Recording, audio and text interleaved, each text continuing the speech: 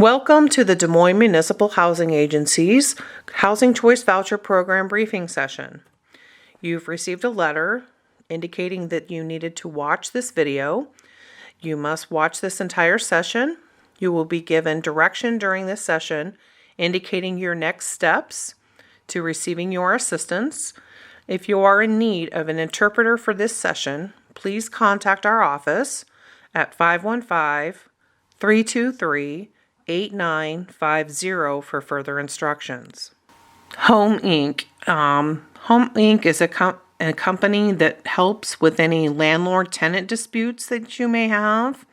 They will counsel you regarding any questions that you have regarding your lease agreement or possibly any notices that you may have received from your landlord that you do not understand.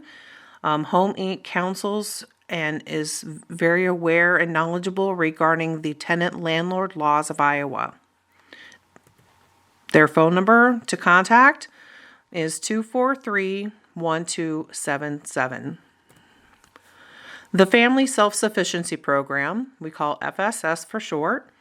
Family Self-Sufficiency Program, what they do is you will work with a coordinator if you sign up for this program to better yourself in life in regards to if you want a better paying job, if you need help with your resume, if you want to go back to school, any kind of goals that you have for your life, the coordinators can help you with those goals. Also, as a perk with the Family Self-Sufficiency Program or FSS program, they also have a escrow account that's set up for you once you are a participant with the FSS program. That escrow account gains money each month as your income increases. DMMHA will put in the difference between the two into this escrow account, and when you graduate from the program, that money is available for you, and you will receive a check for the amount in that escrow account. As a member of the FSS program, you also have an opportunity, if you so choose, to join the home ownership program. We offer that program to anyone that's been on the public housing or Section 8 housing for at least 1 year, and you must have been a participant with the FSS program. Also, there's other criteria that you must meet to qualify for the home ownership program. Interpreter services for non-English speaking participants. This service is available for DMMHA business only. There are several languages available, and you may provide your own interpreter, but that interpreter must be age 18 or over in order for them to interpret for you. Reasonable accommodations. If you are in need of a reasonable accommodation due to a disability, you must request that either written or verbal. This is for you or any member of your household that is disabled, and it's based on needs, based on disability, and it ensures equal participation on our program. Enterprise Income Verification, which we in short call it EIV. What is EIV? EIV is a software program that HUD requires us to use. What information is available on EIV? EIV shows us any income information such as wages and Social Security information.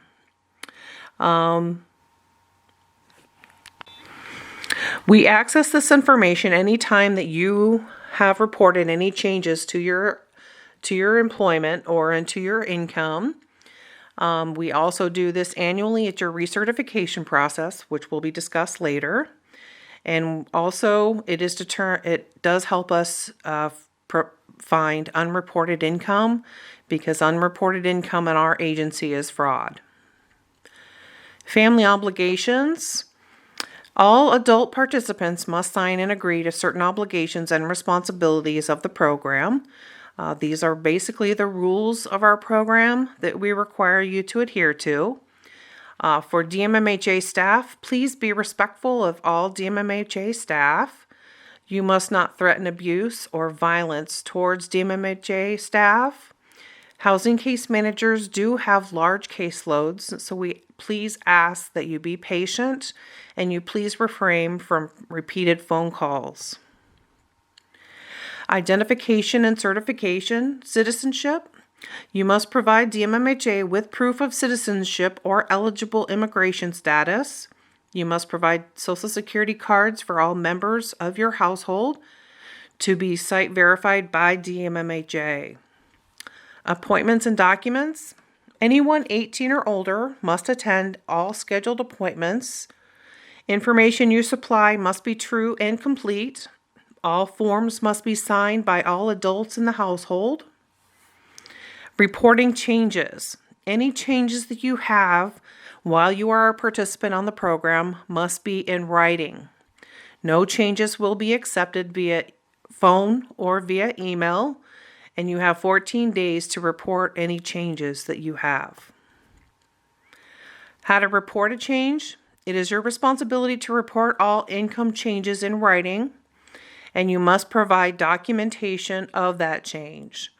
For example, unearned income, if you have FIP, Social Security, SSI, SSDI, VA, pension, or other unearned benefits, you must report when they start or when they stop or if they change. Unearned income, these are wages.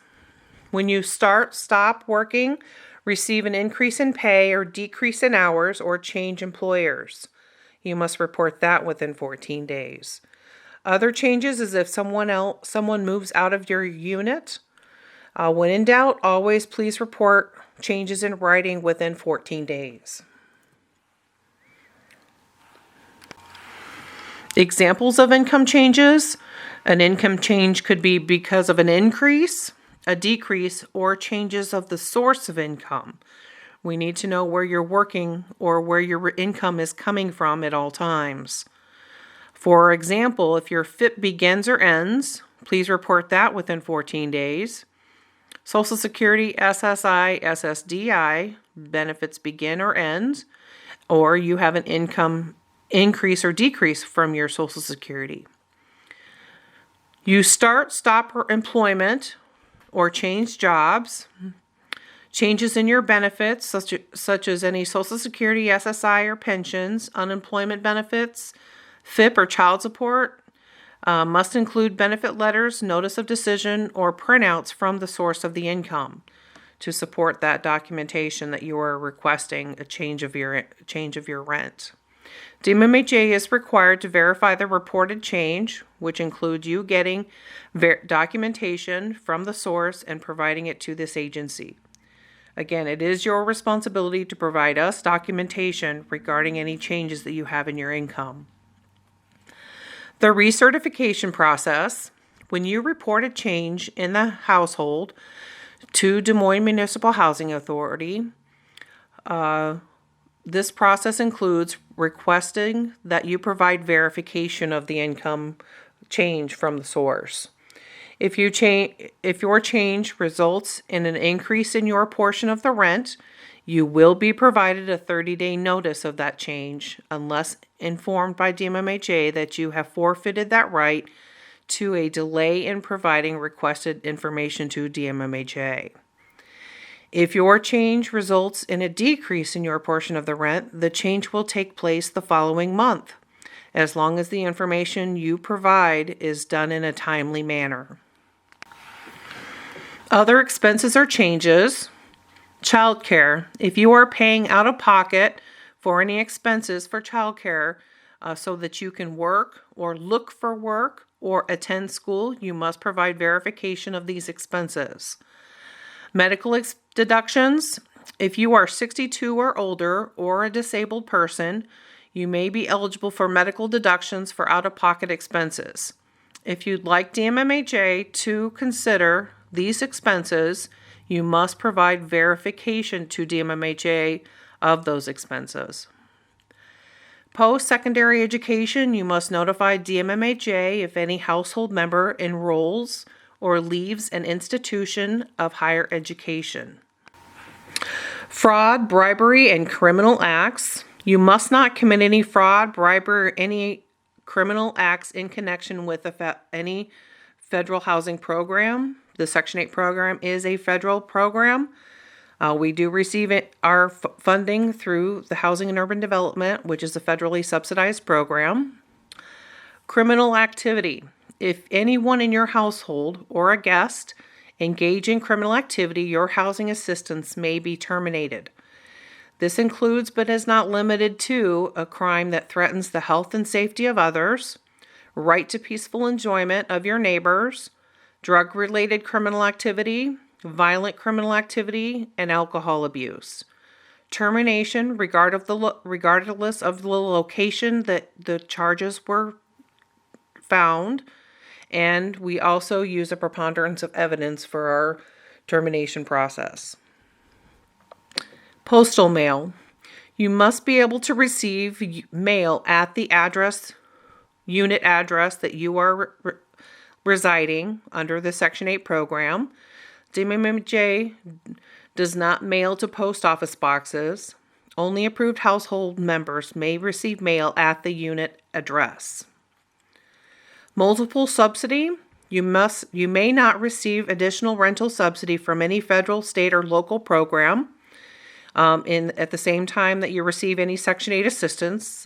For example, Oak Ridge, if you're living there, or if you receive assistance through Straw Hacker or any other state agency. Federal subsidy programs. If you are currently receiving subsidy from a federally funded program, you must give proper notice to vacate, clean your unit, and return keys, pay any balances owed to the agency, and please note that you cannot receive subsidy in 2 units. Your current assistance must end on the last day of the month prior to moving into your unit using your new voucher. 0 interest in the unit. You must not own or have any interest in the unit. You cannot rent a unit that is owned by a relative unless you are a person with a disability who is requesting to do so as a reasonable accommodation. Lease requirements. When you first come onto the Section 8 program, you are required to sign a new 1-year lease, regardless if you're in a lease now. Once your assistance starts, it will be a 12-month lease agreement. Must start on the first day of the month. We do not prorate any assistance unless it's due for a special program. The assisted unit must be your only residence. You cannot sublease, sublet, or assign or transfer the unit to another person. You and your guests must not commit any serious or repeated violations of the lease agreement. You must provide DMMHA a copy of any request for a new lease, eviction notice, non-renewal, or any other serious notice from your landlord. Who can live in my unit? Only approved household members can reside in your unit. Having unauthorized individuals in your unit is taken very seriously by DMMHA, and if verified, your housing assistance will be terminated. Guests. I must not allow additional people not listed on my lease agreement to live in my dwelling unit or use my address as a mailing address. You are entitled to have guests in your unit for a period of 14 days within a 12-month period. Adding to your household. DMMHA approval is required before an individual moves in. Requesting to add someone to your lease agreement must be made in writing. You must provide a copy of their birth certificate, state ID, and social security card. Screening takes place and takes a minimum of 14 days. To add that, there's an add family member form that must be completed as well. The background check is completed and we check for any past participation in any other federally subsidized programs. Once that individual, you receive a letter that they are approved, they can move into your unit. New children in the household. You must notify DMMHA in writing when a child is born, adopted, or have obtained court-awarded custody of a child. Removing someone from your household. If someone moves out of your unit, you must report this change to DMMHA in writing within 14 days. A live-in aid request. You must request in writing for approval to add a live-in aid to reside in your unit. Such requests must be received at least 14 days prior to occupancy of the live-in aid. There is a reasonable accommodation process required to determine if you are eligible to add a live-in aid. Live-in aids must be screened and approved by DMMHA prior to residing in your unit. The family breakup policy. If your family breaks up, DMMHA determines who remains on the housing assistance with the voucher. Live-in aids are not family members and do not have any tenancy rights and do not have rights to maintain the voucher. Absence from the unit. Absences of 30 days or longer must be reported to DMMHA, and we require you to tell your landlord. You must return to the unit within 180 consecutive days, and upon request, you must verify the residency of any member of your household. Business purposes. You cannot use your unit for business purposes without approval from both your landlord and DMMHA. For an example of a business in your home would be childcare. The landlord may not like you to have a childcare business in your home due to liability issues. So you need to make sure that you get approval from both the landlord and DMMHA in order to have that in your home. Inspections. You must allow DMMHA to inspect your unit at reasonable times and after reasonable notices. These inspections cannot be rescheduled without prior approval from the agency. Maintaining the unit. You must comply with all provisions in your owner's lease agreement. Maintain utilities. Supply required appliances if applicable. Pay your portion of rent as agreed on time, nothing additional. Also keep your unit clean and report any damages to the owner as soon as possible. Failed inspections. If your unit fails inspection, the issues noted by the DMMHA must be repaired prior to the reinspection date. You have 28 days to make these repairs. If the repairs are your responsibility, you must work with your landlord to get these corrected. If the repairs are the landlord's responsibility, you must allow them to make the repairs on the unit. DMMHA will not provide assistance until the unit meets all program requirements, including the ability to pass a housing quality standards inspection. Once you have fulfilled your 1-year lease agreement, if you decide to move, you must give a 30-day notice to the owner and DMMHA. Your notice to vacate must be received by DMMHA on or before the last day of the month prior to you moving. You must search for your own unit. DMMHA cannot assist in this process. DMMHA only assists approved units. DMMHA does not prorate assistance except for in special programs. DMMHA hotline. This hotline is available if you feel that anyone that you are aware that's on the Section 8 program is violating any of the family obligations, the rules of the program. If you would like to report any concerns, you can contact our office at 515-323-8954. When calling, you will want to provide the following information: the type of violation, where did it occur, who was involved, the participant's name, or any witnesses that you have. All calls are kept confidential, and if there is proof of information, we will do an investigation to determine if that person is violating the lease agreement. But you have no authority to call in and check up on that investigation, as all information is kept confidential regarding the Section 8 clients. Your housing choice voucher, please pull that out. Now it's time to discuss your voucher. The voucher in your envelope is not for official use. You will be provided instructions later in this video as to how to obtain your official voucher. Please locate yours in your packet. You will need to sign both of the copies. More details on what to do with the voucher on this video will be discussed later in this video. Pay very close attention to the following details. On your voucher, under number 1 on the right-hand side of your voucher, it states unit size. That is the bedroom size that you qualify for under our program. Number 2 is the issue date. That is the date that your voucher will be good for. This date will be issued to you, and instructions will be given later in this video.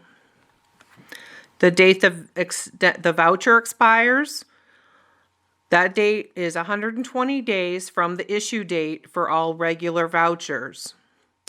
Anyone porting in from another housing agency, your dates will be different, and those are based on the dates that your housing authority has issued to you will be on this voucher. Number 4 is a date extension expires. So if any extensions have been given, that is the final date for an extension on your voucher. And you must return your RFTA on or before this date. And I will be going over the RFTA in just a few minutes. Up at the top of your voucher, there will be a blue number and a red number. The blue number is approximately 30% of your income towards what your portion will be towards the rent. 40% is the maximum amount that you will pay out of your pocket towards the rent. The clock is ticking. You must use your voucher within 120 days or less if you port it into Des Moines Municipal Housing Agency. You may qualify for an extension if one of the following applies to you. If your voucher size is a 4-bedroom or higher, you may qualify for an extension. If you're looking for a handicap accessible unit, or you're a person with a disability who is having a difficult time locating a unit as a result of the disability. Extensions requests must be received at least 7 to 10 days prior to your voucher expiring. If you're porting in to Des Moines Municipal Housing Agency, who are moving into this area, you must contact Jennifer Newton at 515-323-8963 with any questions regarding your portability or your voucher. Your voucher dates are going to be different as indicated previously than the Polk County vouchers that are being issued, as they are assigned by your housing agency. If you have your voucher and you request to port out from DMMHA, if you've applied for housing with an address inside of Polk County, you may be eligible to port out to another housing authority, but some restrictions do apply. If you have applied for housing with an address outside of Polk County, you are not eligible to port your voucher out to another housing authority for 1 year. Tools for your search. DMMHA does not assist in locating units. There are many tools that you can use to locate units. We provide you with the following listing in our office, in the lobby. The handicap accessible units available by bedroom size that are updated weekly from the GoSection8.com website, a good place to live book. Other tools, this is www.gosection8.com. This is a good resource for you to find units that you may be looking for based on your bedroom size. If you have access to the internet, please go to this website. And any owners that place their properties on this list are not pre-approved, but they do wish to rent their units to persons with vouchers. Fair housing. As you are out looking for a unit, and if you feel like you have been discriminated against at any reason, based on the following, you can file a discrimination complaint with their form is in your packet. There's also a "Are you a victim of discrimination" pamphlet in your packet of information. You can also refer to that book as well. RFTA packets. Please pull out your blue packet in your envelope. You may also have a green packet, but blue packets and green packets are both the same. The blue packet is actually an RFTA, which means Request for Tenancy Approval. The RFTA in your envelope you have is in your hand is not for official use and will not be honored by this agency. You will hear how to receive your official RFTA later in this video. The RFTA helps DMMHA determine if you qualify for a unit. You take this blue packet RFTA to your landlord that you are requesting to rent a unit from. You cannot just walk in and request one. If you lose your packet, you will have to come into our office and request a replacement in writing. Once you receive the official blue packet or request for tenancy approval, it is completed by your landlord and will be signed by you. I will go through the packet to show you what needs to be completed on the packet. The landlord's going to fill out the majority of this packet, but I want to show you what is the information that's in this packet in order for this packet to come back completed. The pages include, number 1 is the information page. This indicates the processing by signing this document, you are entering into an agreement with the landlord for 12 months. So once you sign off on this, you are agreeing to rent from this landlord. Also, a copy of the landlord's standard lease agreement, unsigned preferably, must be attached to this RFTA for DMMHA approval. And there are certain criteria that the lease must have in order for it to be a qualified lease agreement. We also highly suggest that you do not sign a lease agreement with the landlord until after a unit has passed an inspection. So this is just the beginning process of that process. On page 2 is a W-9 form. What I need you to do is just make sure the landlord completes this form and make sure someone signs it and dates it at the bottom. On page 3 of your blue packet, or RFTA, this is unit information. Under number 1, it says the name of the public housing agency. That is DMMHA, and the landlord will complete this form as well. Number 2 is the specific address that you will be renting under the Section 8 program. So for instance, if the unit has an apartment number, please make sure that the landlord puts the specific apartment number that you will be renting. Also, the city, state, and zip is required. Number 3, the requested lease start date. That is a date that we use to kind of target when your assistance will start. There's some criteria that will have to happen before that occurs, but I'll go through that in just a moment. Under number 4 is the number of bedrooms. Number 5, year constructed. Just make sure those are filled out by the landlord. Number 6, I kind of want to talk about this a little bit. The proposed rent for the unit. What I'd like to indicate on this one is if you and the landlord agree on a certain amount of rent.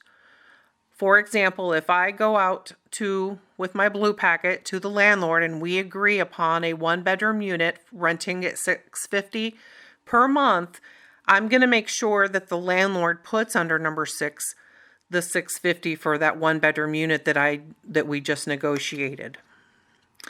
So make sure the landlord's not increasing the rent on you just because you have a Section 8 voucher. Also, number 7 is the security deposit amount.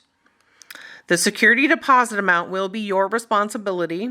If you do need assistance in getting this paid, we do have a pink form that's in your packet, and that will show you on the back of it some resources throughout the community that may be able to help with that if they have any assistance available. That amount for the security deposit cannot exceed 1 month's full rent. For example, with my 1-bedroom unit at $650 per month, my deposit cannot be more than $650 per month. Moving on, number 8 is the date unit available for inspection. That will be a target date for our inspectors to be able to go out and do an inspection.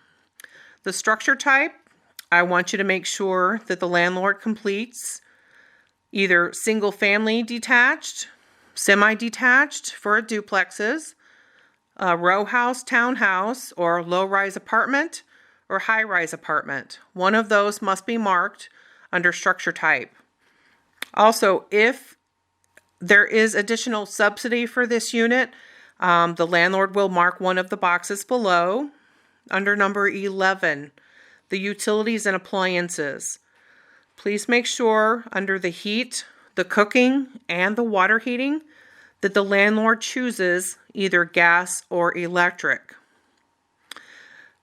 On the right-hand side of the page in the same little box, under that column is paid by, under the right-hand side, you're going to put a T for tenant or an O for owner.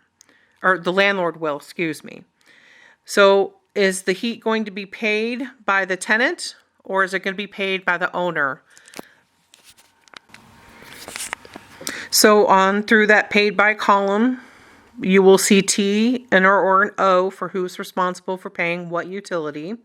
Down below, there is also a provided by column under the refrigerator and the range or the stove or microwave. Who is responsible for providing those appliances?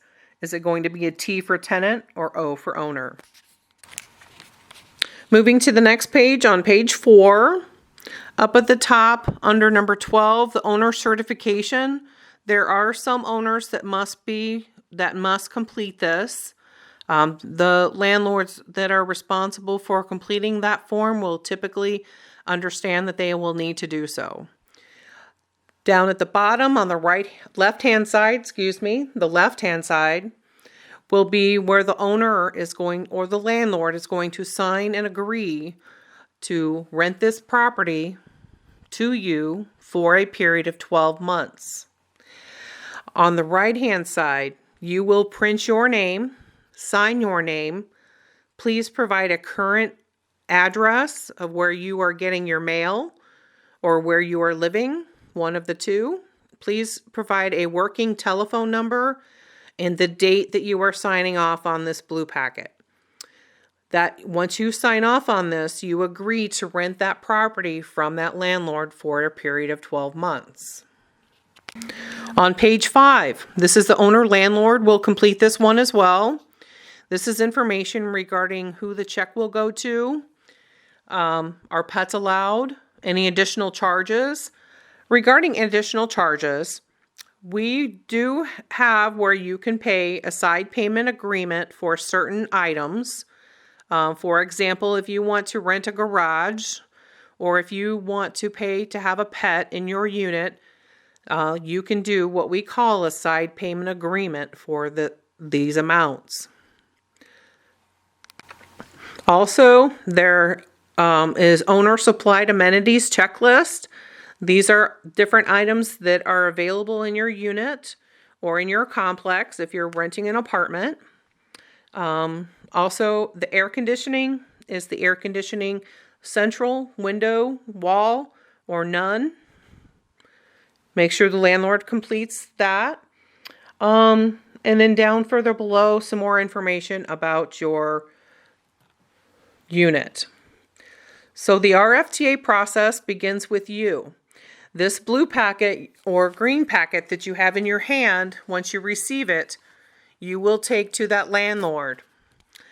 Once that landlord and you complete the form and you agree to all terms and you sign off on it, you can return it to the office. It needs to go attention to your case manager. And later in this video, you will be given who your case manager will be as a participant on the program. When you have located a unit, you must provide the official blue packet to the landlord. Once completed, you and the landlord will provide the blue packet and a copy of a blank lease agreement to DMMHA. The packet, which is the blue or the RFTA, must be received before the voucher expiration date. So please check your voucher expiration date and understand when your voucher is due. Advantages of renting a home that does not have a high concentration of poverty. Some of the advantages of moving to a low poverty community: children tend to perform better in schools. The dropout rates are lower, grades are better, college attendance rates are higher. In addition, families report benefiting greatly from reduced crime and greater employment opportunities in those areas. Advantages that may appeal to families willing to consider to move to a lower poverty neighborhood include increased safety in lower crime neighborhoods, relocation from drug trafficking areas, improved schools for your children, and proximity to jobs or job opportunities, better quality housing, and more responsive owners. Once your blue packet comes into our office, we will review the packet to ensure that it is completed. If it is incomplete, it will be returned to you. So any missing information in the blue packet or a missing copy of a blank lease agreement is incomplete and it will be returned to you. If approved, an inspector will contact the owner to schedule an inspection. If your blue packet is denied for any reason, you will be notified by mail and be provided another blue packet to find a new unit. When the unit passes inspection, a signed lease agreement is provided. That could be either by the owner or from yourself. DMMHA generates the HAP contract, which must be signed by the owner. Delays in receiving the signed lease or returned contract will delay DMMHA's payment to the owner. You are not responsible for DMMHA's portion once we start your assistance. Once the process is complete, checks are released to the landlord on the next HAP check run. Now let's talk about DMMHA payment standards. DMMHA payment standards are an amount that from your voucher under number 1, the bedroom size, you will check your bedroom size on your voucher and look at the chart on the screen to determine what your payment standard is. So under box 1, for example, if I have a 1-bedroom unit, I'm going to look under bedroom size under number 1, and then I'm going to find what my payment standard is. These are subject to change. They are reviewed annually, but the current payment standards are available on the screen that you are viewing at this time. The payment standard amounts are for the gross rent. The gross rent is the rent plus a utility allowance that's given to you as part of your subsidy for your unit. This means that your rent and utility allowance, and I'll have some examples for you, must equal or cannot exceed the payment standard next to your bedroom size. Some exceptions do apply depending upon your income. For example, this family has a 2-bedroom voucher. This is a housing choice voucher rent calculation form. The owner is asking for $775 for a 2-bedroom unit. The utility allowance for this particular unit is $50. The gross rent, which means the rent and the utility allowance added together, is $825. The payment standard for this example is $820 for a 2-bedroom, which is a little bit higher than what the payment standard is, $5 higher. But this person does have some income, so they may be able to qualify for this unit. For every dollar you go over that payment standard is $1 out of your pocket, and up to no more than paying 40% of your income towards rent. Anything above 40% of your income during this calculation will be a denial of your blue packet. So this tenant here has a blue number of $96. The estimated total housing assistance payment that would be made is $724. Total family share is $101. And the tenant's red number is $128. Line G is not more than line H, the 101. So this person does qualify for this unit. Now for a bad example. This housing choice voucher rent calculation form, the tenant has found a unit for the same amount, but the utility allowance is a lot higher, of $81. So the total for the gross rent is $856. But the payment standards is only $20 or $820 for this particular example.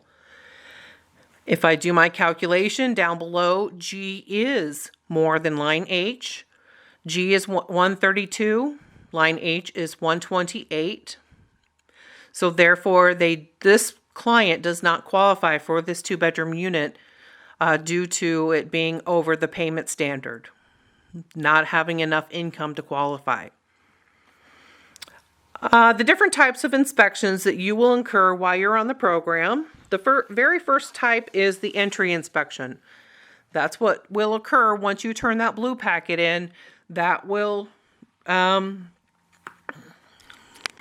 if you qualify, what that will do is spark an entry inspection to be done for your unit. Another type of inspection would be an annual inspection. This annual inspection is done annually and usually about 9 or 10 months after you've been living in your unit. An inspector will come out to do another inspection to recertify you for the next year, if you plan to stay in your same unit. A quality control inspection. This inspection is done only on a few cases, maybe up to 3 to 4% of certain inspections that have been completed. Another inspector will go in to double check to make sure that the previous inspector had done his job and followed all HQS guidelines. An emergency type inspection, that would be if you have a fire or flood. We will definitely be out there as soon as possible to do an inspection when there's issues that do occur in this instance. There's also a complaint inspection. If your landlord is failing to correct certain items that are in your unit that you feel that need to be fixed, for example, a leaky sink. If you're responsible for paying the water bill and the water bill has been increasing because the landlord's not fixing your leaky sink, what you can do is, number one, put in writing to us that landlord is not completing those repairs. Number two, you can also contact Home Inc. again at 243-1277 to gain help or advice on what to do with that landlord at that time.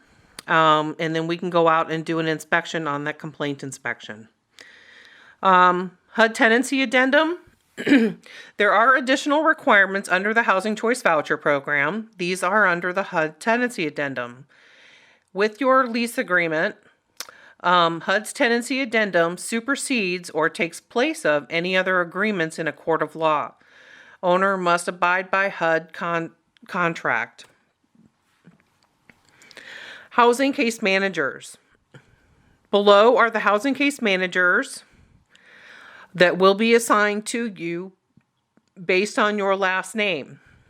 So the column in blue are if your last name falls between any of those case managers, the following on the right side is your case manager. If you are a member with the FUP program, the VASH, or all ports, you will contact Jennifer Newton. I will leave this here for a moment for you to be able to write this down. But in your packet, there is a pink sheet of paper. On that pink sheet of paper is a list of the most current housing case managers. You will report everything to that case manager, including turning in your blue packet or the RFTA. Final steps. Remember, all changes in writing to your case manager must be provided within 14 days. Please refer all questions regarding this briefing session to your housing case manager. All case managers are seen by appointment only. Final steps.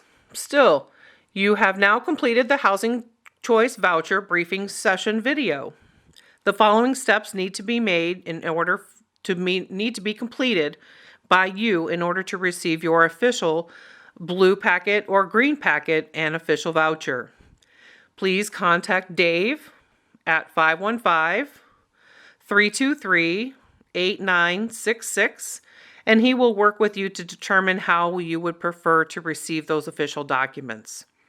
If you get the voicemail, please leave a clear message as to why you are calling and a good contact number for a return phone call. Please do not come into the office for the documents without calling first.